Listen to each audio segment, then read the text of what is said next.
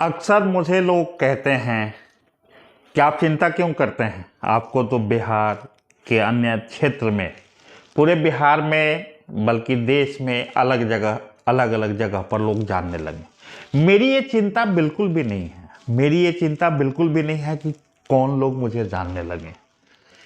मुझे इस बात की चिंता ज़्यादा है कि जहां आज अश्लील फुहर कंटेंट तक इतने वायरल होने लगे हैं, वहां समस्याओं की बात करती मेरी बढ़ती हुई दाढ़ी लोगों तक कितनी पहुंच बनाई है।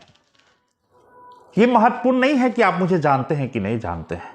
महत्वपूर्ण यह है कि आप अपनी समस्याओं को पहचानते हैं कि नहीं पहचानते हैं। महत्वपूर्ण तो यह भी है कि आप उसके समाधान को लेकर चिंतित कितना है। मेरा सफर 2018 में प्रारंभ हुआ। 2018 में जब मैंने यह महसूस किया कि क्या कारण है कि हमारी 3 पीढ़ियां, इस क्षेत्र की 3 पीढ़ियां बागमती और लाल बकिया नदी के संगम स्थल पर एक पुल मांगती रही और बदले में नेता केवल और केवल आश्वासन देते रहे। तब मुझे लगा कि इनसे पूछना होगा, इन नेताओं से इस संबंध में बात करनी होगी। और जब मैं बात करने निकला तो नेताओं ने कहा ये कौन सी बड़ी बात है। हमारे खुद उस समय के विधायक जो 10 वर्षों तक यहाँ शिवहर में कुर्सी पर रहा, जो अंगूठा टेक है, उसने भी कहा था कि आपका अदौड़ी खोरीपाकर पुल तो हमारे कुर्ता के बाएं जेब में है और जब मर्जी कहेंगे मुख्यमंत्री को दे देगा। खैर, उसके बाद वो खुद कुर्सी से धराशायी हुआ। मुख्यमंत्री के आगमन पर उसने भी मंच से खूब दम लगाया, खूब जोर लगाया, जोर जोर से चिल्लाया कि यह पुल दे दीजिए, अन्यथा इस क्षेत्र की जनता देर सवेर मेरा नुकसान कर देगी और मेरा नुकसान आपके जदयू का नुकसान होगा। लेकिन मुख्यमंत्री को कुछ समझ नहीं आया था। केवल विधायक ही नहीं बल्कि मौजूदा सांसद, तब के सहकारिता मंत्री और यहाँ तक कि विधान परिषद के तब सदस्य और आज के सभापति ने मंच से, खुले मंच से जनता के बीच मुख्यमंत्री नीतीश कुमार से शिवहर की धरती पर इस पुल को एक बार नहीं बार बार मांगा था। और मुख्यमंत्री का जिद निश्चित रूप से इस पुल की राह में एक बहुत बड़ा बाधक बना हुआ है। बाधक, इतना बाधक कि 5 वर्षों से बढ़ती हुई मेरी दाढ़ी अब यह सोचने पर विवश हो रही है कि जल्दी है इस बार इस मुख्यमंत्री के कुर्सी को नीतीश कुमार से मुक्ति दो, ताकि मैं फिर से पुल की बात कर पाऊं, ताकि मैं फिर से पटना जा पाऊं और मैं फिर से सचिवालयों में शोर मचा पाऊं, अदौड़ी खोरीपाकर पुल की बात कर पाऊं। एक मुख्यमंत्री के जिद की पराकाष्ठा जिसे पूरे बिहार ने देखा है, कहीं ना कहीं मेरी बढ़ती हुई दाढ़ी भी झेल रही है। ऐसे में ये बात चिंता करने की है कि आप मेरे साथ साथ कितने चिंतित हैं। समस्या केवल एक पुल की नहीं है। मैं मानता हूं कि एक अदौड़ी खोरीपाकर पुल बन जाने से, केवल इस पुल के बन जाने से सीतामढ़ी, शिवहर और मोतिहारी का समुचित विकास नहीं होगा, लेकिन रुके हुए विकास में यह बहुत बड़ा बंद विकास का मार्ग खुलेगा। और जब यह पुल बनेगा वर्षों के आंदोलन के बाद, तब वह राह खुलेगा जिस राह से चलकर आंदोलनकारी, मैं नहीं तो आप सही, क्षेत्र के विकास के लिए हर जायज मुद्दे पर चिल्ला पाएंगे, शोर उठा पाएंगे। और यह एक उदाहरण खड़ा होगा कि आंदोलनों के दम पर भी रुके हुए विकास के कार्य होते हैं। आज जहां शिक्षा के लिए सहायता मांगता हुआ सोनू वायरल हो जाता है, तो कहीं आरती के कंटेंट वायरल होते हैं। ऐसे में बात चिंता की है कि जब सामाजिक समस्याओं का समाधान के लिए लड़ाई छिड़ती है तो ये उतना वायरल क्यों नहीं हो पाता। इसलिए नहीं हो पाता कि हमें वो तमाम चीजें पसंद हैं जिस पे कोई टेंशन लेने की आवश्यकता नहीं है। किसी ने अश्लील गाना गा दिया, एंटरटेनमेंट हो गई, उसमें आपका टेंशन तो शामिल है नहीं, इसलिए आपको वो पसंद है। किसी ने अपने लिए शिक्षा मांगा मुख्यमंत्री से, वो वायरल हो गया, आप उसके पीछे कैमरा लेके दौड़ गए, क्यों? क्योंकि उसका आपको टेंशन तो है नहीं। आप कहीं ना कहीं क्रिटिसाइज करने का एक मौका मिला, आया और चला गया। ऐसे तमाम वायरल कंटेंट वायरल होते रहे हैं और उनकी एक उम्र रही है, लेकिन समस्याओं की कोई उम्र नहीं होती। समस्याएं तो ऐसा लगता है जैसे कई गुना उम्र पाते जा रहे हैं।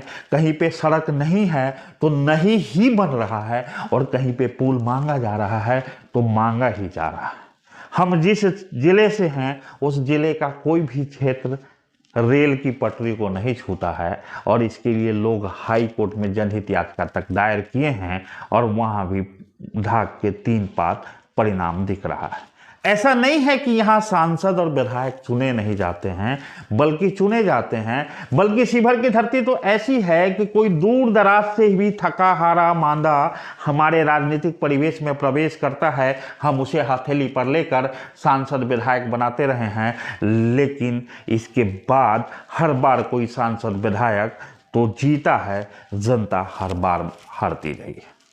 मेरा नाम संजय सिंह था। इस आंदोलन में के क्रम में मेरी दाढ़ी ही नहीं बढ़ी, बल्कि मेरे नाम के बीच में संघर्ष भी लगा, और आज पैन कार्ड से लेकर पासपोर्ट तक मैं संजय संघर्ष सिंह हूँ। जब बात संघर्ष की उठती है तो आपको मेरी दाढ़ी की याद आती होगी। जब दाढ़ी की बात चलती है तो पुल की बात चलती है, और आपके तमाम नेता हाथ जोड़कर मंचों पर जब जनता के बीच फंस जाते हैं तो कहते हैं कि पुल तो हम ही बनाएंगे, लेकिन ये तय है कि उनसे बन नहीं पा रहा। यह कहते हुए तनिक भी कोताही का विषय ही नहीं है कि इस बिहार में हम लोग 2म दर्जे के नागरिक बन के रह गए हैं। मुख्यमंत्री जहां नालंदा से बाहर विकास कार्यों के लिए निकलना नहीं चाहते, समाधान के नाम पर यात्रा करना एक अलग बात होती है, लेकिन वास्तव में समस्याओं का समाधान करना एक अलग बात होती है। वही गंगा इस पार के बिहार का जो हाल है, लगता है कि हम लोग 2म दर्जे के नागरिक होकर रह गए हैं इस बिहार में, और हमारे लिए विकास के नाम पे कुछ भी नहीं होता। लेकिन मुझे इस बात से आश्चर्य नहीं होता है। अगर कोई मुख्यमंत्री नालंदा क्षेत्र से आते हैं, नालंदा उनकी अगर कर्म धरती रही है, तो नालंदा के लिए उनका शोर मचाना, नालंदा के लिए कुछ बेहतर कर जाना, और नालंदा में ही सब कुछ विकास दिखाना, ये उनकी जिम्मेवारी हो सकती है। लेकिन हमारे अपने नेता अपनी जिम्मेवारियों से विमुख क्यों हैं? हमारे अपने विधायक, हमारे अपने सांसद, उन्हें क्यों नहीं लगता कि वो नालंदा के नहीं है, वो सीतामढ़ी के हैं, वो शिवहर के हैं, वो मिथिला के हैं, वो सहरसा के हैं? उन्हें ऐसा क्यों नहीं लगता? यह बात चिंता की बात है। और उन्हें शायद इसलिए नहीं लगता कि कंपटीशन ज्यादा है। एक जीता हुआ विधायक अगर वहां जाकर खूब शोर मचाएगा तो अगली बार उसका टिकट काट के किसी और को दे दिया जाएगा, और इसीलिए वहां शोर ही नहीं मचाएगा। उसे तो बस यही कहते रहना है कि हुजूर जो हैं आप ही हैं, आप गांजा पी के बोलते हैं तो भी अच्छे लगते हैं, और बिना गांजा के बोलते हैं तो भी अच्छे लगते हैं। आपका निर्णय तो शराबबंदी भी हमको पसंद है, आपका निर्णय तो जल नल में बहा देने वाली पूरी व्यवस्था भी हमको पसंद है, और पसंद इसलिए है क्योंकि ना पसंद होगा तो आप हमें चुनाव के समय ना पसंद कर देंगे, और टिकट हमारे बदले हमारे कंपटीटर को दे देंगे, और तब क्या है कि हम बेरोजगार हो जाएंगे। इसलिए हुजूर हम आपके चरणों में समर्पित हैं, ऐसा कहने वाले हैं आपके सांसद विधायक तमाम, और यही कर रहे हैं।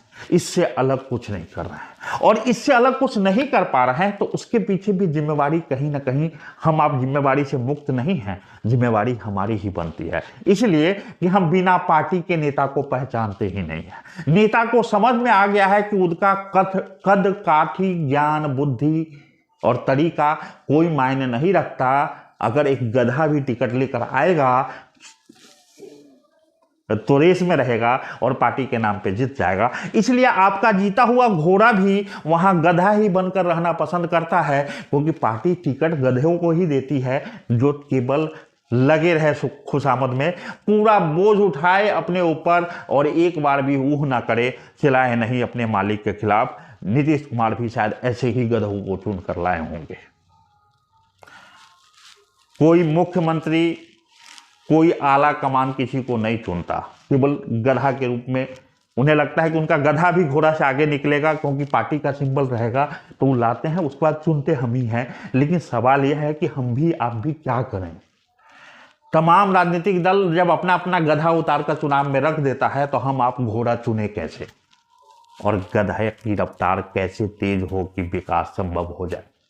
यह बात चिंता करने की है, और यह बार बार चिंता करने का विषय है।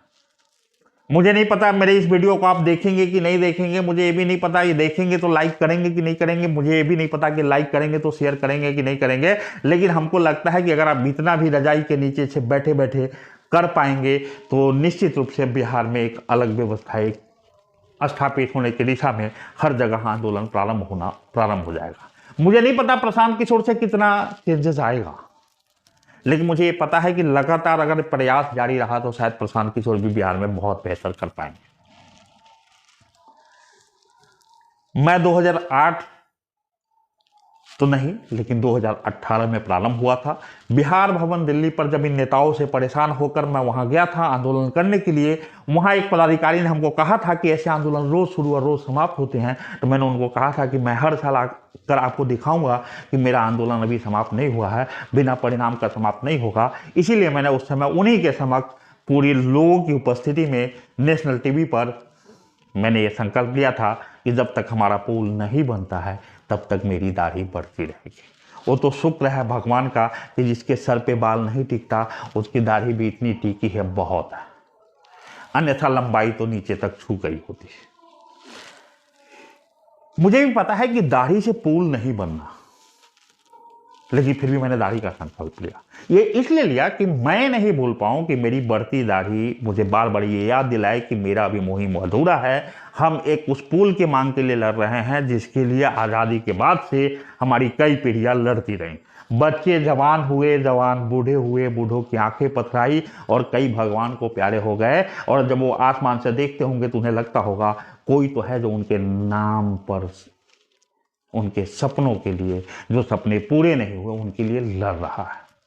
मेरी दाढ़ी जब खुजलाती है तो मैं सिस्टम को, आपके नेताओं को खुजाने निकलता हूँ कि मेरा पुल बनवाओ ताकि मेरी खुजलाहट जब तक कम नहीं होगी तब तक मैं इनकी भी खुजाते रहूंगा। यह बात आपके तमाम सांसद, विधायक, मंत्री और पदाधिकारी बेचारों का तो कुछ चलता ही नहीं है, क्योंकि उन्हें तो बस ऑर्डर का पालन करना है। मुख्यमंत्री जो कहे वही सही, खाता न वही, मुख्यमंत्री जो कहे वही सही, और यही चल रहा है। मैंने ऑफिशियल से पूछा था कि जो कार्य बिहार में असंभव का होता है वो संभव कैसे होता है। उन्हें कहा कोई बात नहीं है, मंत्री अभी अनाउंस कर दे इस काम को होना है। फिर कोई पदाधिकारी की मजाल नहीं कि यह चेक करे कि ये सही काम है या गलत। लेकिन सही काम के लिए भी लोगों ने अपने जीवन तक खपा लिए हैं, लेकिन इन राजनीतिक चक्र में फंस कर वो तो चले गए, काम अभी भी नहीं होगा। पता नहीं कितनी बार विधानसभा, पता नहीं कितनी बार विधान परिषद, पता नहीं कितनी बार लोकसभा में यह मुद्दा बार बार गूंजा है। कभी कोई अखबार में छपवाता है कि नितिन गडकरी ने डीपीआर का आदेश दिया है, तो कभी किसी और के नाम का आश्वासन आता है। हर लोकसभा चुनाव के समय सांसद और हर विधानसभा चुनाव के समय विधायक इस पुल के लिए चिंतित नजर आते हैं, लेकिन अगर इनकी चिंता एक बार भी कारगर तरीके से ये चिंतित हो जाते तो यह पुल संभव हो जाता। फिर संभव हो जाता कि जनकपुर से अयोध्या होते हुए दिल्ली तक का रास्ता 170 किलोमीटर हमारा कम हो जाता। ये संभव हो जाता कि दरभंगा, मधुबनी, सीतामढ़ी, शिवहर के माध्यम से रास्ते से सीधे मोतिहारी हुए बापू धाम होते हुए दिल्ली तक निकलते। यह संभव हो जाता कि सैकड़ों किलोमीटर की न केवल दूरी कम होती बल्कि रीगा का मील बंद नहीं होता, क्योंकि पर्याप्त रूप से गन्ना मोतिहारी के बंद चीनी मिल क्षेत्र से बड़ी आसानी से बहुत ही छोटे और सुगम मार्ग से अदौड़ी खोड़ी पाकर के रास्ते होते हुए रीगा तक आता और पर्याप्त गन्ना मिलता और मिल बंद नहीं होता। कहते हैं कि जब राम जी अयोध्या से निकले थे और जनकपुर पहुंचे थे तो वन मार्ग से भटकते हुए आए थे, और यह तय है कि उस समय न पथ निर्माण का कोई सड़क रहा होगा, न ग्रामीण कार्य विभाग का कोई सड़क रहा होगा, न कोई एनएच जैसी व्यवस्था रही होगी। मैं बात रामायण काल की करता हूँ। लेकिन जब बारात आनी थी, धनुष टूट ही गया था, तो उन दिनों आपको पता ही है चारों तरफ जंगल, झरना आदि नदी हुआ करते थे, पथरीले पहाड़, सड़क मिट्टी और कंकर, कंक्रीट की बनी सड़कें नहीं होती थीं। लोग सूरज की किरण की दिशा देखकर दिशा का अनुमान करते हुए सबसे छोटे मार्ग से आना जाना पसंद करते थे, और तब राम बारात यहीं से आया था। बारात ठहरी थी, भोजन की व्यवस्था की गई थी, और जो कलौआ अड्डा था जहां भोजन सामग्री एकत्रित की गई थी, भंडारण हुआ था, उस जगह का नाम भंडार पड़ा, जो आज भी आपके मोतिहारी के कोताही अनुमंडल में, प्रखंड में है भंडार, हमारे यहाँ से थोड़ी दूरी पर। उस बारात की अगुवाई करने, उस बारात के स्वागत में देवगण धरती पर आए थे, और जब तक बारात माँ सीता को लेकर वापस नहीं लौटी थी तब तक यहीं थे। उस जगह का नाम उसी पर देवापुर पड़ा था। वो देवापुर आज भी अस्तित्व में, वही भंडार के बाजू में ही है। कहते हैं महादेव खुद आए थे बारातियों के स्वागत के लिए, अभिनंदन के लिए, और महादेव को पूजन के लिए नदी किनारे बागमती बेल चाहिए था, बेल के पत्र चाहिए थे, और देवताओं ने दिव्य शक्ति से बेल के बाग उगाए थे। उस जगह का नाम बेलबाग पड़ा, आज भी अस्तित्व में है। कहते हैं कि जब माँ सीता की डोली चली थी, एक एक दाना अपने खोइछा का बिखेरते हुए मिथिला क्षेत्र से निकली थी। उसके बाद मिथिला में कभी अकाल नहीं पड़ा, लेकिन जहाँ सीमा समाप्त हो रहा था, इधर पुण्यारण्य जंगल का और वहाँ से चंपारण्य जंगल प्रारंभ हो रहा था, वो नदी, वो बागमती और लाल बकिया के संगम स्थल पे माता को पुनः खोइछा दिया गया, जिसके बारे में कहा गया कि अब आपको बिखेरने की जरूरत नहीं है, इसको अयोध्या लेकर जाना है। उस जगह का नाम पड़ा खोइछा पाकर, जो खोइछा पाकर खोइछा खोइछा खोइछा आज खोरी पाकर हो गया। और उसी खोरी पाकर अदौड़ी के बीच हम पुल की मांग को लेकर पिछले 5 वर्षों से हमारी दाढ़ी बढ़ रही है, सरकार से लड़ रहे हैं। कहते हैं कि बारातियों का जब भोजन बन रहा था तो उनके सब्जी के लिए एक विशिष्ट आइटम पेश किया गया, प्रस्तुत किया गया हमारे ग्रामीणों द्वारा, और कहा गया कि इसको सब्जी में डालिए तो सब्जी बड़ा स्वादिष्ट बनेगा। वो सामान था, वो वस्तु थी अदौड़ी, जिस पे मेरे गांव का नाम अदौड़ी पड़ा। और आज हम उस अदौड़ी के हैं जो पिछले 5-6 वर्षों से बढ़ती दाढ़ी और संकल्प के साथ सत्ता और सरकार का ध्यान आकर्षण कर रहे हैं कि इस पुल को बनाओ, हमारी दूरी कम कराओ और हमारे रुके हुए विकास को आगे बढ़ जाने दो। मुझे नहीं पता मेरे इस संकल्प से, मेरे इस संघर्ष से आपका कितनी सहानुभूति जुड़ा है, लेकिन यह तय है कि आप सहानुभूति अगर उन नेताओं से जोड़ रहे हैं जिसने हमारे आपके 3 पीढ़ियों के सपनों को साकार नहीं होने दिया, तो मुझे वहाँ पे थोड़ा सा दुख जरूर होता है। फिर भी मैं संतुष्ट हूँ कि मैं अपने हिस्से का प्रयास कर रहा हूँ। असंतुष्ट इसलिए हूँ कि आप अपने हिस्से का प्रयास नहीं कर रहे। ये लोकतंत्र में भीड़ तंत्र और भेड़ तंत्र हावी होता है, इसलिए जब तक मेरा प्रयास रहेगा तब तक के सफल नहीं होना होगा। इस मैं को हम में बदलना ही होगा, और इस मैं को हम में बदलने में आप कितने तत्पर हैं, आप कितने संवेदनशील हैं, इस बात पे पूरी लड़ाई आकर रुक गई है। आज के नेता केवल वोट की भाषा समझते हैं, और जब मुझे ये समझ में आया कि नेता को वोट के अलावा किसी अन्य भाषा में समझाना शायद संभव ही नहीं है, तो मैं 2020 में स्वतंत्र रूप से विधानसभा शिवहर का उम्मीदवार बना, और 2934 वोट ने इतने करामात किए कि 10 वर्षों से कुर्सी पर बैठा हुआ विधायक लुढ़क कर नीचे गिरा, और जो जीता उसने विधानसभा में पहली बार मुंह खोला तो अदौड़ी खोरी पाकर पुल मांगा, बावजूद इसके पुल नहीं बने। मुझे पता है जिस दिन मैं 10, 20 हजार, 25 हजार वोट पर असर डालना प्रारंभ कर दूंगा, उस दिन मैं और आप कहीं और भी मशगूल रहेंगे, तो आपके क्षेत्र के तमाम नेता लोकसभा से लेकर विधानसभा तक पुल चिल्ला रहे होंगे। मैं उस दिन की कल्पना में बढ़ती दाढ़ी को ये भरोसा देता हूं कि एक दिन ही सही, देर से ही सही, एक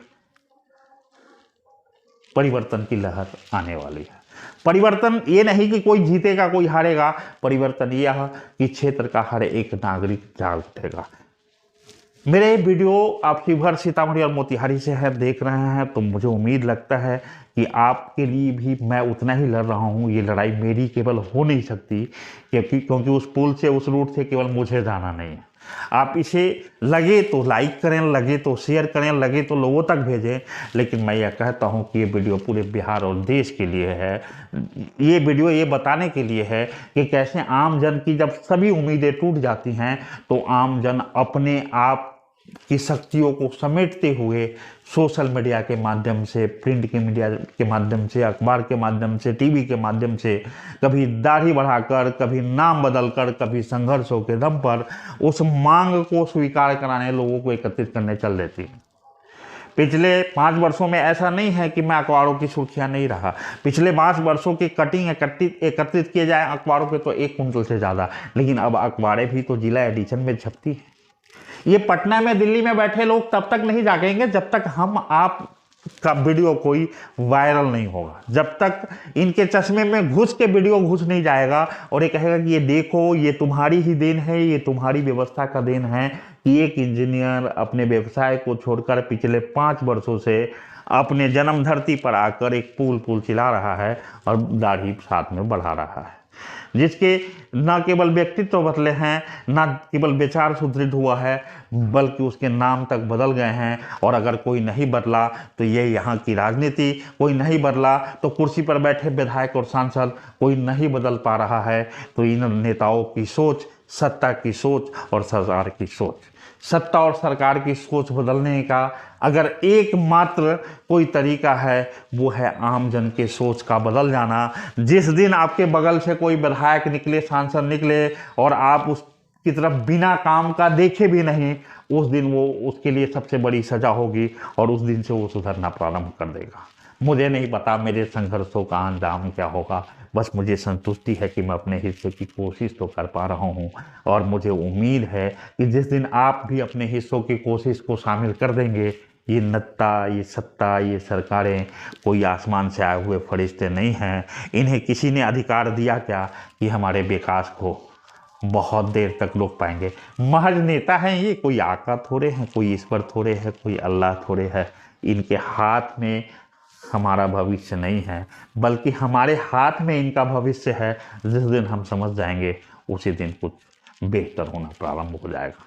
धन्यवाद। संघर्ष प्रणाम। मैं संजय संघर्ष सिंह उम्मीद करता हूं कि मेरा ये वीडियो अगर आपको लगे कि आगे लोगों तक भी पहुंचने चाहिए तो ये जिम्मेवारी आपकी है और आप अपनी इस जिम्मेवारी को जरूर निभाएंगे। संघर्ष प्रणाम।